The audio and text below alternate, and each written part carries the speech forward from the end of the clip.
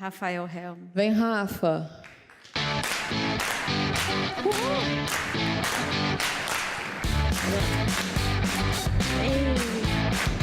O palco é seu. Uau, que responsa fechar esse evento, hein? Que alegria estar aqui. E antes de iniciar, eu sou obrigado a pedir para que todos vocês reconheçam a competência do Alexandre Lima, o Alexandre Duarte, a Dani e a Kellen, por entregar a todos os funcionários do banco um evento com esse nível, com essa qualidade. Então, por favor, uma salva de palmas para os organizadores do evento. Merecido, merecido. Legal. E eu me sinto muito confortável também de estar aqui, porque a minha conta corrente é BB, a conta do meu filho é BB, aberta pelo aplicativo, 100% pelo app, e a conta da empresa também é BB, então estou em casa. Bom, temos um tema difícil para conversar aqui hoje, um tema que não é leve, né? Vocês viram aquela propaganda do lúpulo, né? Que as pessoas não conversam sobre o lúpulo. Roadmap é mais ou menos a mesma coisa, é um tema complicado, e eu espero nesses 29 minutos que me restam conseguir abordar com vocês esse conteúdo. Tá? Rapidamente eu quero comentar com vocês, vocês já sabem sobre a UXConf, não vou repetir, mas o que vocês não sabem é que ao final dessa palestra, para quem estiver aqui, vai rolar um sorteio de ingresso na faixa para a UXConf BR em maio. Então fica aí, fica aí, fica aí. Também preciso falar que boa parte do conteúdo que eu vou apresentar aqui hoje é inspirado naquilo que eu venho rodando já há alguns anos na YouMove, que é uma empresa que tem uma plataforma para a criação de aplicativos sem programação. Então, são técnicas validadas que eu rodo na empresa já há alguns anos. E também citar que parte do conteúdo também eu tive a oportunidade de aplicar em outras empresas pela WildTech, que é uma empresa que eu presto treinamentos e consultorias, inclusive tem vários ex-alunos de cursos que foram executados aqui no Banco do Brasil, como a Agile X, histórias de usuário, entre outros. Mas o timer é implacável, então sem mais, vamos lá.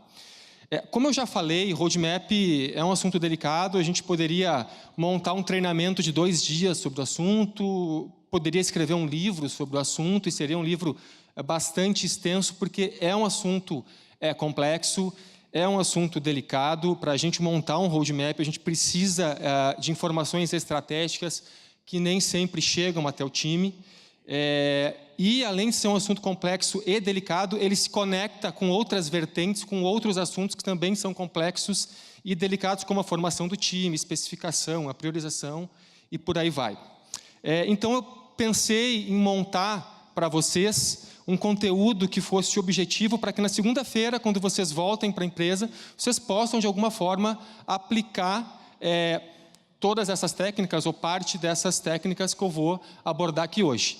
Mas vale uma importante questão que eu não sou o Mário Sérgio Cortella, eu não sou um guru.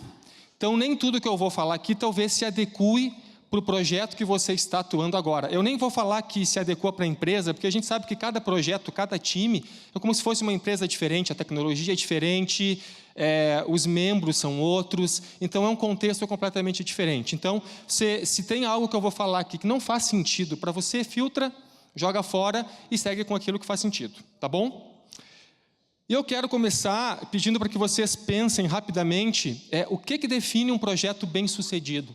Quando a gente está rodando um projeto, o que faz o nosso cliente, a nossa instituição, entender que aquilo é um projeto bem-sucedido? Pensa aí com você, se você já teve a oportunidade de atuar em algum projeto que foi bem-sucedido, o que fez esse projeto ser considerado bem-sucedido? Eu enxergo o seguinte, eu enxergo que a gente tem que entregar dentro do prazo, dentro do orçamento, senão a gente estoura o custo. A gente tem que atender a expectativa do nosso cliente. Repare que não de propósito eu risquei a palavra escopo, porque escopo fechado hoje em dia não existe mais.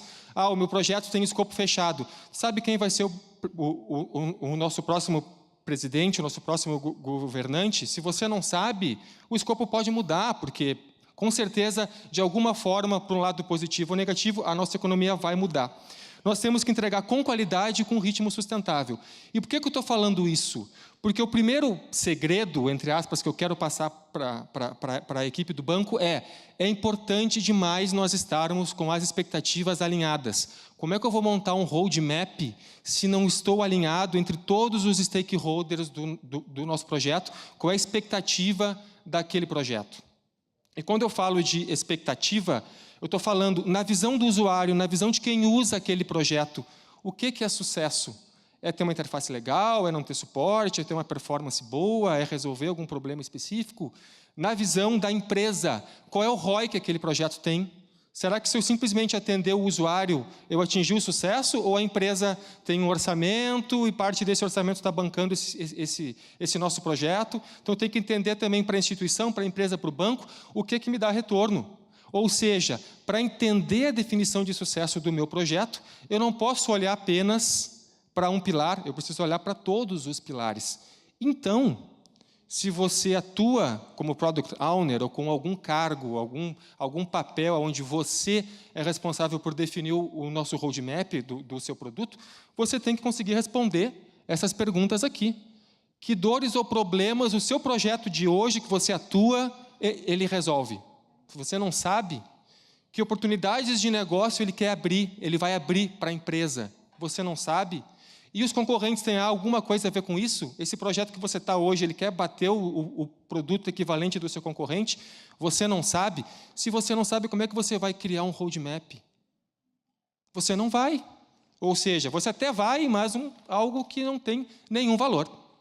Ok? E falando em roadmap, o que é um roadmap, afinal de contas? Né? Eu gosto dessa metáfora que fala que o roadmap é o irmão ou o primo do planejamento estratégico da empresa. A empresa, como toda empresa, tem um plano estratégico. Algumas empresas fazem plano de 1 ano, algumas empresas, como a Petrobras, faz planos de 20 anos, porque, enfim, é um negócio complexo. Construir uma plataforma requer um longo plano. Mas eu preciso entender, eu preciso conhecer de alguma forma o plano estratégico, porque eu estou usando o orçamento da empresa para criar o meu projeto. Se existem objetivos estratégicos, o meu projeto tem que estar andando no mesmo caminho, e não no caminho contrário. Isso faz sentido, né? Então, evidentemente que talvez você não conheça todo o plano estratégico do banco, mas pelo menos alguém que é responsável pelo roadmap tem que ter uma noção se nós estamos andando para o mesmo caminho com esse produto ou não. Então, para a gente resumir o que é roadmap, eu gosto de dizer que ele é uma lista de objetivos estratégicos, ele é focado em negócio, por isso que eu preciso o tempo todo estar conversando primeiro sobre negócio e depois sobre funcionalidades. Um roadmap não é uma lista técnica, ele não é uma lista de funcionalidades. O que é uma lista de funcionalidades? É o nosso backlog, que é um artefato que deve ser gerado a partir do roadmap, e não o contrário. Normalmente, em equipes ágeis, o Product Owner é a pessoa, é o papel responsável por, junto com os stakeholders, ele definir esse roadmap, mas eu gosto também muito de casos em que nós temos um comitê envolvido discutindo o roadmap, mas daqui a alguns slides eu vou abordar isso melhor. O item 3, eu disse para vocês que o roadmap é uma lista de objetivos estratégicos, mas, na verdade, eu acho que lista não é um bom termo, porque quando a gente fala, por exemplo, lista de compras, você tem uma lista de compras, você chega no supermercado para fazer a compra. Você tem certeza que se o dinheiro que você tem na sua carteira, ou se o saldo da sua conta é suficiente para pagar aquela lista, você vai pagar e está tudo certo. Agora, quando eu falo de roadmap, eu prefiro usar a metáfora do iceberg. Um roadmap é um iceberg de objetivos de negócio. Não é um iceberg de funcionalidades, lista de funcionalidades é backlog. É um iceberg de objetivos de negócio. E por que eu gosto de usar essa metáfora? Porque se a gente for observar um iceberg, normalmente aquela parte que está sobre a água é muito clara, a gente enxerga, a gente mede, a gente tem certeza do que está acontecendo, mas a gente sabe que abaixo d'água tem um pedaço de gelo muito maior do que aquilo que está em cima d'água. E, normalmente, quando a gente fala de roadmap, a gente tem uma linha de tempo, né? Então, eu tenho uma lista de objetivos de negócio que eu quero atender com o meu projeto, e essa lista de objetivos vai ser atingida dessa forma no primeiro quarter, dessa forma no segundo quarter, dessa forma, e assim vai. Alguns podem ter 1 ano, alguns podem ter 2 anos, aí cada equipe, cada empresa define o time do seu roadmap. Mas uma coisa que tem que ficar muito clara é, quanto mais distante da linha do tempo está o seu plano, maior a possibilidade de aquilo não acontecer. Porque a gente sabe que hoje em dia o mundo é muito dinâmico, as coisas mudam. Quanto é que vai estar a cotação do dólar daqui a 6 meses? Alguém sabe dizer?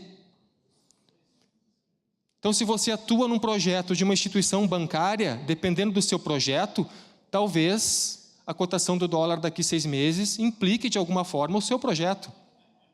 Talvez não, talvez sim, depende de cada um. Então, se eu não sei o que vai acontecer na economia, como é que eu vou montar um plano de roadmap de 2 anos? Eu posso montar, mas eu tenho que saber de uma coisa. Com certeza ele vai estar errado. Com certeza eu vou errar. Não quer dizer que eu não vou montar um plano.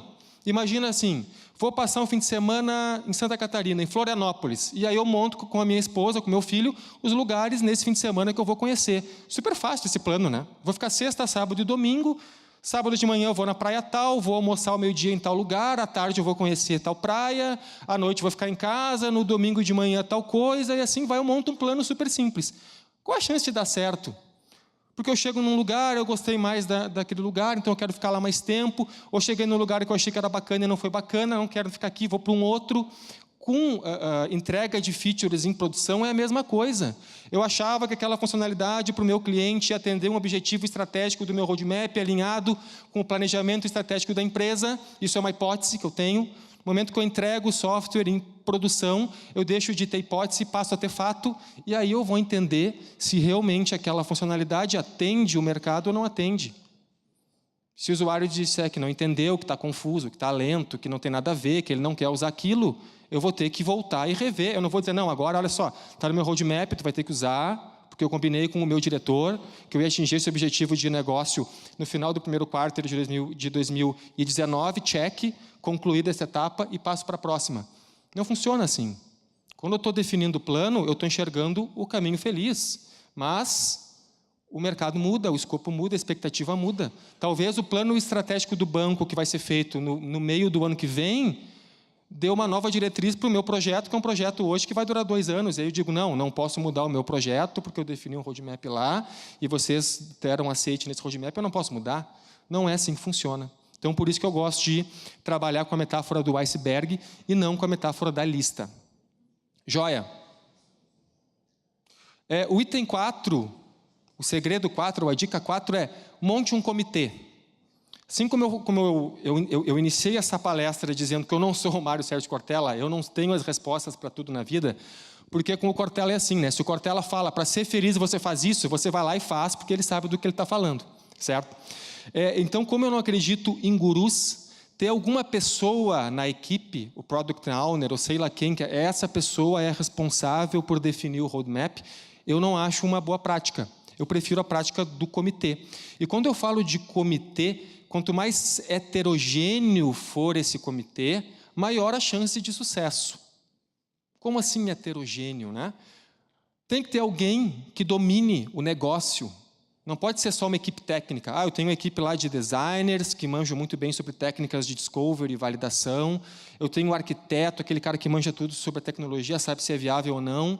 Mas tem alguém que conhece o negócio. Tem alguém que representa o cliente, que sabe o que o cliente quer. Tem alguém que entende de arquitetura para saber se aquele projeto, se aquele roadmap é viável ou não é viável tecnicamente. Tem equipe de UX que vai indicar práticas para que a gente possa validar aquele roadmap para saber se ele faz sentido ou não faz sentido, se ele para de pé ou não para de pé, com pesquisa, com validação. Tem alguém que representa os patrocinadores para saber se o orçamento disponível está em linha com o objetivo de negócio, que está em linha com o time que a gente acha que esse roadmap vai ser montado, se atingir o objetivo de negócio X no final do primeiro quarter do ano que vem, está aquém ou além da expectativa, tem que ter alguém. Então, eu acredito muito em a gente atuar com um comitê de para a gente definir o nosso roadmap, muito mais do que ter um guru, ter uma pessoa que faz isso sozinho ou faz isso apenas alinhada com o super diretor mega lá, que tem todas as respostas do mundo, porque ninguém tem todas as respostas do mundo. E quando a gente fala de roadmap, as respostas, as perguntas que são feitas e as respostas para essas perguntas, elas são complexas, elas não são respostas fáceis. E falando de perguntas e respostas, a outra dica é: faça pergunta. Se você faz parte desse comitê e alguém está indicando os objetivos do seu roadmap e a linha do tempo do seu roadmap, questione por quê.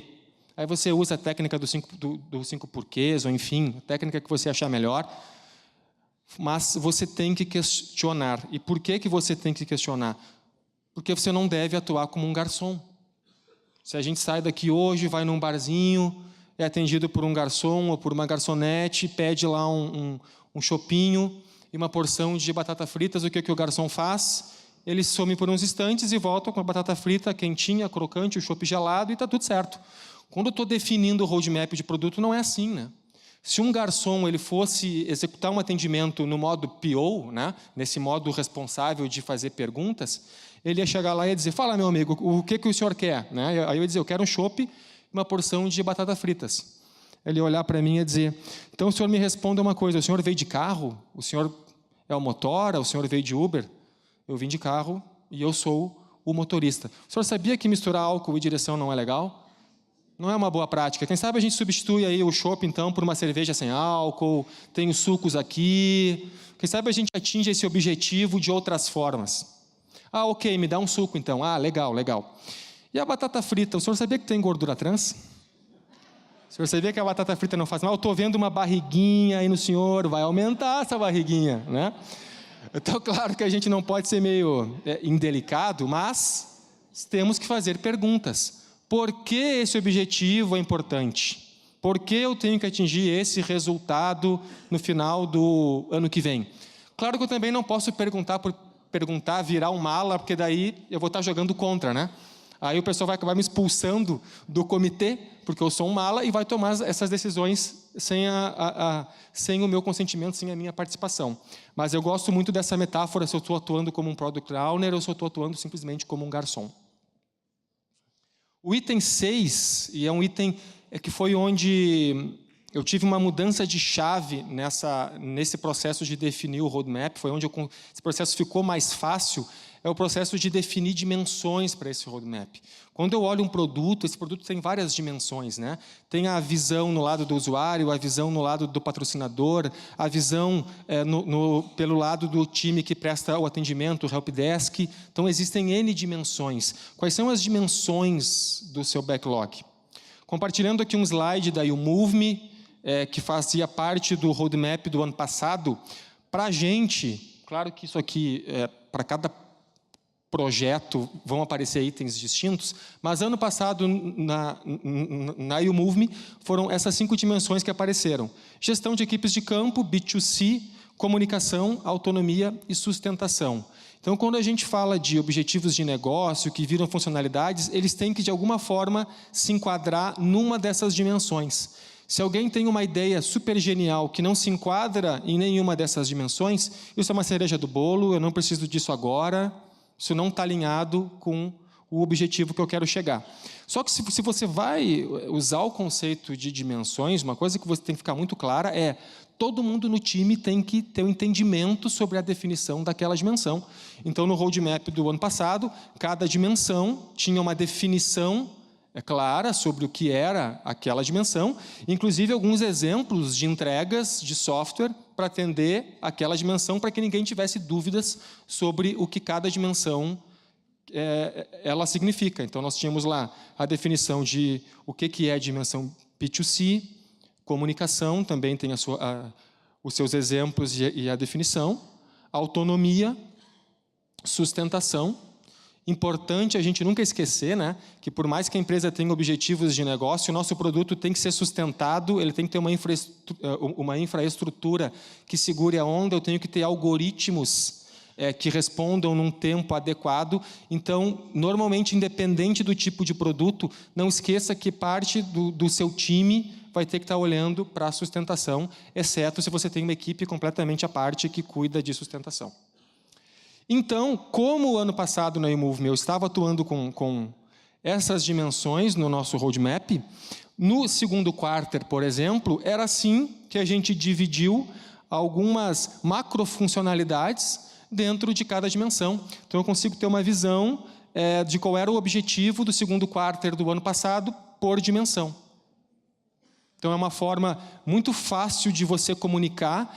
Esse quarter aqui é até um quarter que está bastante equilibrado, mas no terceiro e no quarto quarter do ano passado, nós víamos algumas dimensões com muitos itens e outras com pouca coisa ou com quase nada, porque nós estávamos optando por priorizar uma determinada dimensão. Então, eu acho que quebrar o roadmap além de uma linha do tempo por dimensões é algo que facilita a gente nesse entendimento. O item 7, e aí eu começo a avançar um pouco do processo de gestão para a parte de detalhamento. O nosso roadmap está entendido, acertamos, a gente entende que esse roadmap realmente ele é factível. A gente começa agora a detalhar os requisitos. Nessa fase, eu acho que é legal a gente usar a metáfora da cebola.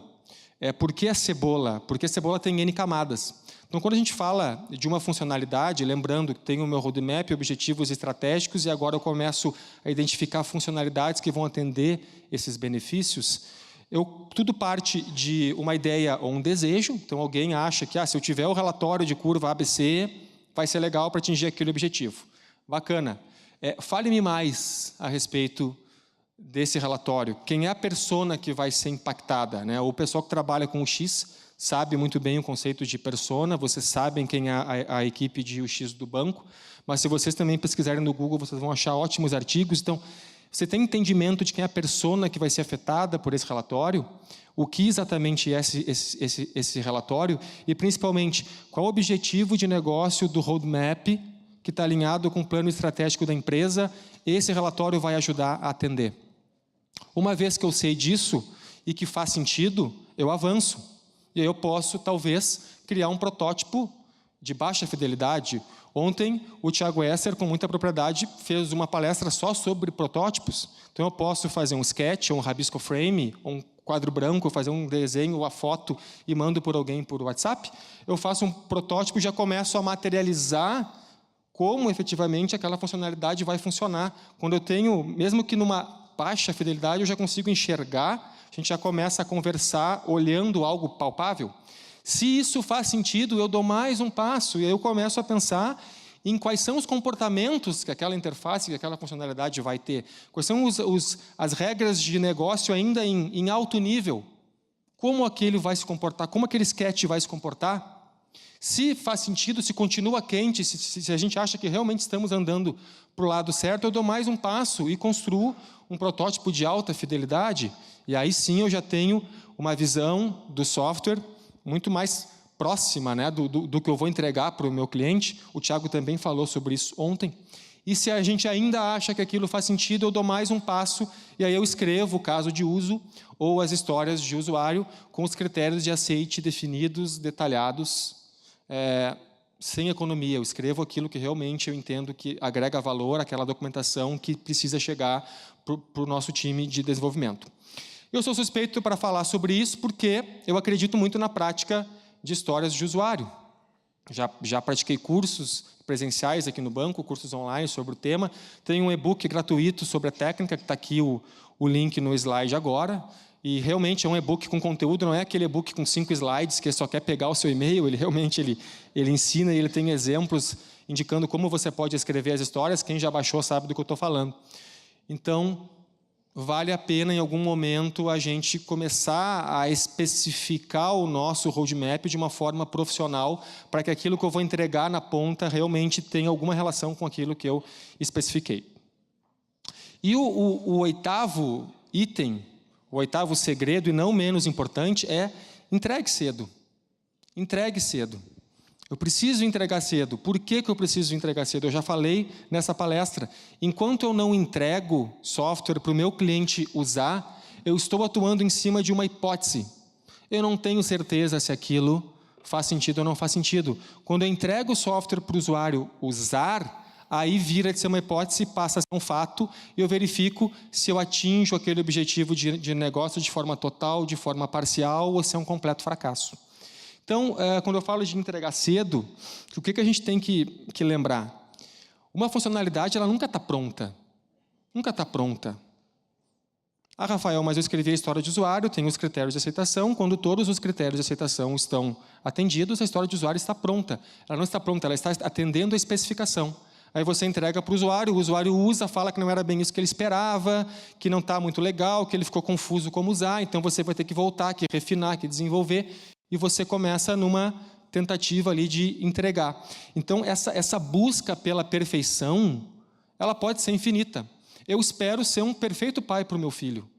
Mas eu sei que essa busca pela perfeição é infinita, porque eu posso estar de olho no estudo, mas talvez eu não estou tão presente, mas eu estou presente, estou de olho no estudo, mas eu não estou me certificando se os amigos dele são amigos que são legais, influências positivas. Então, eu nunca vou ser perfeito. Isso não quer dizer que eu não tenho que estar nem aí, né? Você é um pai desleixado, já que não dá para ser perfeito, azar do meu filho, se vira. Não, eu vou ter cuidado.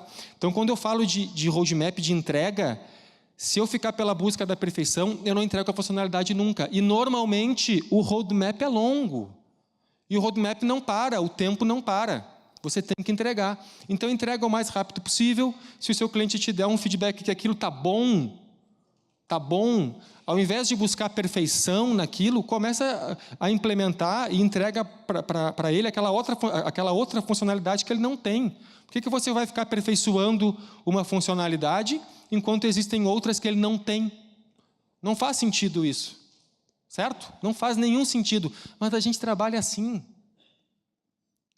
Normalmente os projetos atuam assim, a gente entrega uma funcionalidade, aí os nossos usuários indicam aquilo que não está legal, e aquilo que não está legal eu tenho que ajustar, mas eu preciso em algum momento entender quando o feedback que está vindo, ele requer uma evolução perfectiva, ou é aquilo realmente é um problema e eu tenho que ajustar.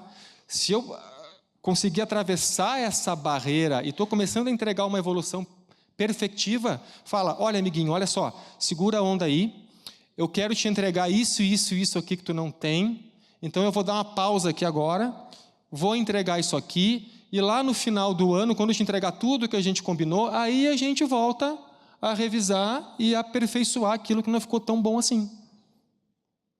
Certo? Ao mesmo tempo, por que é importante eu entregar rápido? Porque se eu errei a mão, o Thiago Esser ontem ele citou sobre a gente validar ou invalidar uma ideia com um protótipo, mas infelizmente às vezes, por mais interessante, mais bem feito que o protótipo ele seja, quando o usuário vai usar de verdade no dia a dia, que ele verifica que apesar de ele ter achado que aquele protótipo era interessante, agora que ele está usando de verdade não foi tão bom assim. Quem aqui já comprou um produto pela internet, achou que era ótimo e quando chegou, não precisava disso. A foto era tão boa, mas o produto não condiz. Pode acontecer o mesmo com os nossos protótipos. Não quer dizer que eu não vou fazer protótipo, não estou falando isso, mas eu tenho que entregar cedo. Porque se eu errar, eu vou descobrir que eu errei rápido e eu tenho chance de retomar. Se eu fico buscando a perfeição, entrego algo que não tem nada a ver, eu perdi muito tempo. Ok? Uma técnica importante para a gente validar com o usuário é a técnica da Feature Toggle, que é aquela técnica onde você pode liberar uma nova funcionalidade apenas para um ou para alguns usuários. Então, por exemplo, estou desenvolvendo uma funcionalidade para um sistema interno do banco e sei que o pessoal que senta naquele prédio, naquele andar, usa esse software. Eu habilito a nova funcionalidade para o Joãozinho e o Pedrinho, dou uma ligada para eles, cara, eu liberei aí para você, só para você uma nova funcionalidade. Dá uma ousada aí e me diz se ficou legal ou não ficou legal. Então, eu consigo entregar de uma forma controlada, pegar os feedbacks com alguns usuários pontuais, e quando eu achar que está maduro, aí eu libero para o povo todo. Então, técnica de Feature Toggle ou Feature Flag, que é um outro nome que essa técnica tem, ajuda isso. E para fechar essa apresentação, e não menos importante, vale eu lembrar para vocês que 17 e 18 de maio acontece a UX Conf BR. Então, esse é o evento que vocês precisam estar se vocês querem que o roadmap dê certo. Brincadeira, não é assim que funciona, mas está feito o convite. Inclusive, só por esse link tem 10% de desconto, só porque a gente está ainda no ingresso com preço promocional, por isso que é 10%. Mas, além de ter o desconto por esse link, é o desconto que está valendo até a semana que vem, após a sessão de perguntas vai rolar o ingresso, né? Frisão para quem tem sorte, para quem está aqui no sorteio. Tá bom? Obrigado pelo tempo de vocês. É isso aí. Valeu. Uhul! Sensacional! Foi lindo. Muito bom. Precisa fazer pergunta? Pode sortear? Não? Tem que fazer pergunta mesmo? Tá louca para ganhar, né? Estamos aí para as perguntas. Eu acho que eu fiz meu check-in também. Vale? Se o pessoal puder acender a luz para enxergar a Isso, galera vamos aí. ligar as Que a gente luzes. aqui fica meio cego aqui, a luz. Vamos então às perguntas. Lá temos Lá uma em cima. pergunta. Isso. Lá em cima. Esperar o microfone chegar para quem está em casa assistindo pelo YouTube. Ou pela TV de Tech, TV BB, enfim, todos os canais. Escutar a pergunta. Ao vivo também para a Globo. Vai lá. Oi, tudo bom? Tudo bem. Meu nome é Vanessa, eu trabalho, desde que eu estou na TI, na parte de suporte à construção, de apoio ao desenvolvedor. E a gente está com o método ágil há algum tempo instalado no banco e fica um pouco difícil convencer as pessoas de que ágil não é rápido. E que a gente não pode abrir mão dessa parte de análise, né, de testar hipóteses, de conversar com o usuário. E as pessoas, a gente recebe as demandas como urgentes sempre. Certo. É sempre Normal. para ontem. O que eu tenho hoje não presta ou não tenho nada e preciso para ontem. E a gente acaba errando muito quando não levanta as hipóteses, né? Sim. Então, como mudar um pouco dessa cultura? Porque quando você falou do passo, acho que o 7, que você está ali fazendo o protótipo inicial, depois um protótipo mais... O detalhamento. Exato. A gente dificilmente chega nesse protótipo mais detalhado. Então, conseguir validar naquele básico se torna, assim, uma premissa. Então, como avançar um pouco além disso sem perder muito tempo nessa fase, digamos assim? Eu não considero perda de tempo, mas como provar que isso não é uma perda de tempo? Entendi.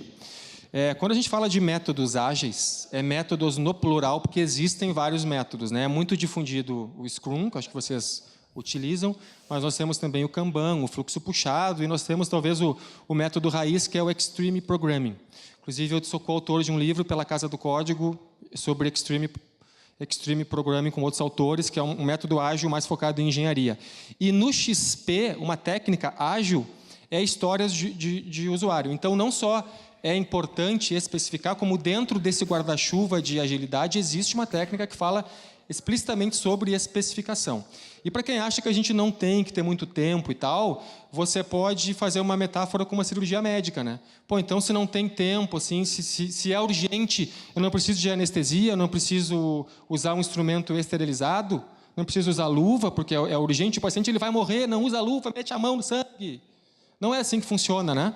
Por que no software tem que ser assim? É urgente, não especifica, não faz protótipo, vai lá e mete o código e entrega.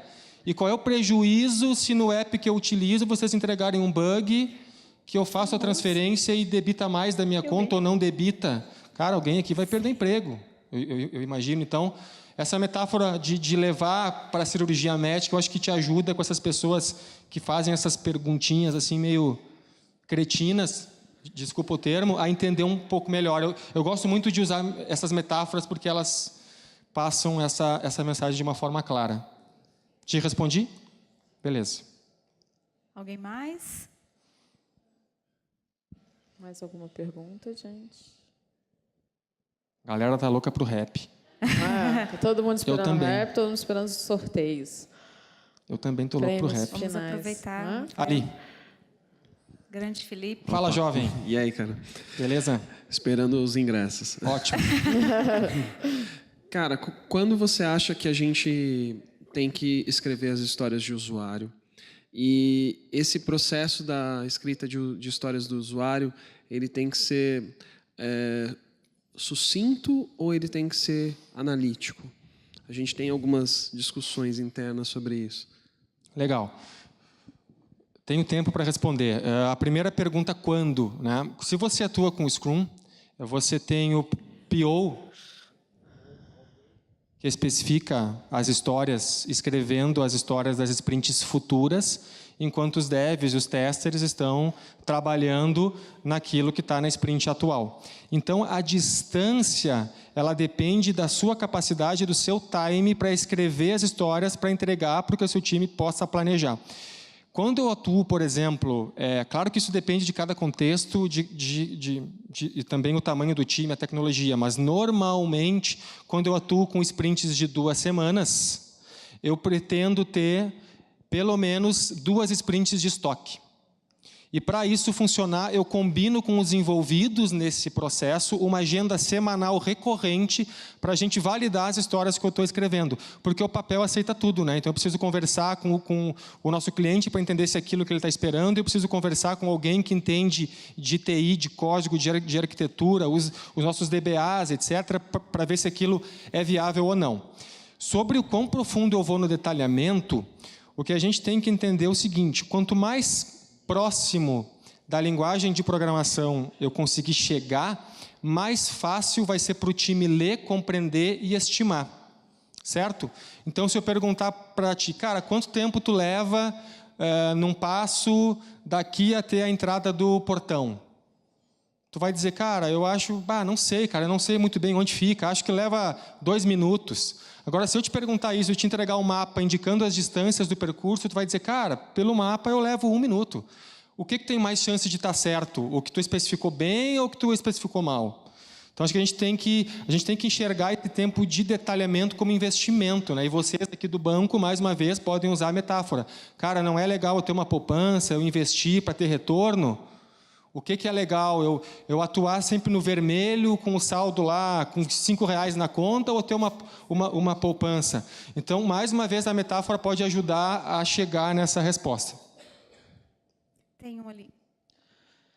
William, da Tecnologia... Não estou enxergando a pessoa, eu fico tenso. Aqui, Aí. William, da Tecnologia do Banco do Brasil. Legal, você já apresentou aí as técnicas para ter a maioria das vezes, chegar num bom produto, ter um bom retorno do cliente, enfim. Todas as técnicas. Mas, o que acontece com a sua experiência, nos times que você já trabalhou, nos clientes que você já atendeu, quando, apesar de todas as técnicas aplicadas, e o produto falha, ou você não atinge o projeto dentro do tempo esperado, ou estoura prazo? O que é feito nesses casos? Qual é a sua experiência com isso? O que os clientes fazem? Olha, o ideal é que a gente antecipe a falha, né? Porque, por exemplo, de novo, se eu estou atuando com Scrum, eu trabalho com o conceito de sprints. Se eu trabalho com o conceito de sprints, ao final de cada sprint eu tenho uma reunião de retrospectiva. Então, após 1 mês de projeto, se eu estou trabalhando com 2 semanas de sprint, eu já rodei 2 sprints. Eu já tenho um cheiro se eu estou num caminho legal ou não. Se eu já sei se eu estou num caminho bom ou não, numa retrospectiva eu já posso começar a debater, caso eu não esteja de acordo com o nosso cronograma, eu já posso discutir o que eu posso fazer, caso seja possível recuperar isso. E se eu já vejo que eu não consigo recuperar, eu não preciso esperar 6 meses para avisar que eu não vou entregar no prazo. Eu já posso conversar com o cliente, com o stakeholder, para tomar uma decisão do que eu vou fazer. Se eu vou aumentar o time, se bem que nem sempre aumentar o time resolve, às vezes até piora, porque o membro novo ele leva um tempo para performar. Então, quando eu aumento o time, a tendência é que a performance caia para depois ela subir. Mas eu tenho um momento, com os métodos ágeis, principalmente com o Scrum, eu tenho um momento de estar constantemente discutindo sobre aquilo que não está legal e tomar uma decisão. Pode acontecer, às vezes, até pela escolha de uma tecnologia incorreta, de eu não ter o que fazer, porque eu escolhi uma tecnologia incorreta, eu quis criar um aplicativo usando uma linguagem híbrida, não usando a linguagem nativa, por exemplo, e não deu certo, porque eu não estou tendo acesso ao hardware do Samsung e tal, porque essa plataforma não entrega, eu devia ter usado o código nativo Android, meu Deus do céu, por que eu não vi isso antes? E aí eu tenho que jogar fora e começar de novo. É um caso drástico, mas pode acontecer. Se for acontecer, quanto mais cedo acontecer, menor o prejuízo. Então, a gente tem que ser muito transparente e buscar identificar isso e atacar isso o mais rápido possível. Joia? Acho que não tem mais tempo, então, mais uma vez, eu queria agradecer pela oportunidade, pela responsabilidade de fechar esse evento, uma responsa bastante complicada, e dizer que são iniciativas como essa que vocês executaram aqui, que fazem uma empresa com 210 anos continuar sendo uma empresa inovadora com um astral jovem. Obrigado, valeu. Imagina, salva de palmas.